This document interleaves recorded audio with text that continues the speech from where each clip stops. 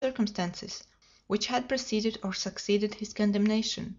In the same tone he insisted on the honored and honorable life he had led since the escape, on his duties as head of his family, as husband and father, which he had so worthily fulfilled. He laid stress only on one circumstance, that which had brought him to Manaos to urge on the revision of the proceedings against him, to procure his rehabilitation, and that he was compelled to do. Judge Jarriquez, who was naturally prepossessed against all criminals, did not interrupt him. He contented himself with opening and shutting his eyes, like a man who heard the story told for the 100th time, and when Joam Dacosta laid on the table the memoir which he had drawn up, he made no movement to take it. "You have finished?" he said. "Yes, sir." "And you persist in asserting that you only left Iquitos to procure the revision of the judgment against you?" "I had no other intention." "What is there to prove that? Who can prove that, without the denunciation which had brought about your arrest, you would have given yourself up?" "This memoir, in the first place."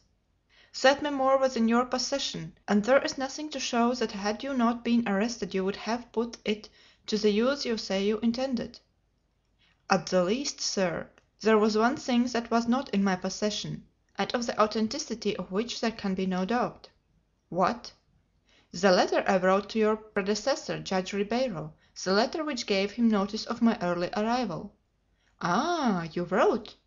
"Yes, and the letter which ought to have arrived at its destination should have been handed over to you." "Really," answered Judge Jarriquez in a slightly incredulous tone, "you wrote to Judge Ribeiro?" "Before he was a judge in this province," answered Joam Dacosta, "he was an advocate at Villa Rica.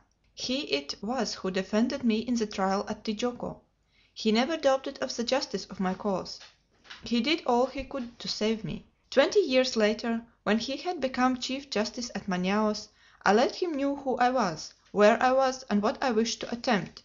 His opinion about me had not changed, and it was at his advice I left the fazenda and came in person to proceed with my rehabilitation.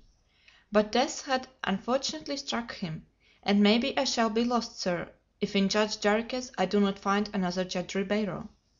The magistrate appealed to so directly was about to start up in defiance of all the traditions of the judicial bench, but he managed to restrain himself and was contented with muttering, "Very strong indeed, very strong." Judge Jarriquez was evidently hard of heart, and proof against all surprise. At this moment a guard entered the room and handed a sealed packet to the magistrate. He broke the seal and drew a letter from the envelope. He opened it and read it, not without a certain contraction of his eyebrows, and then said: "I have no reason for hiding from you, Joam Dacosta, that this is the letter you have been speaking about, addressed by you to Judge Ribeiro and sent on to me.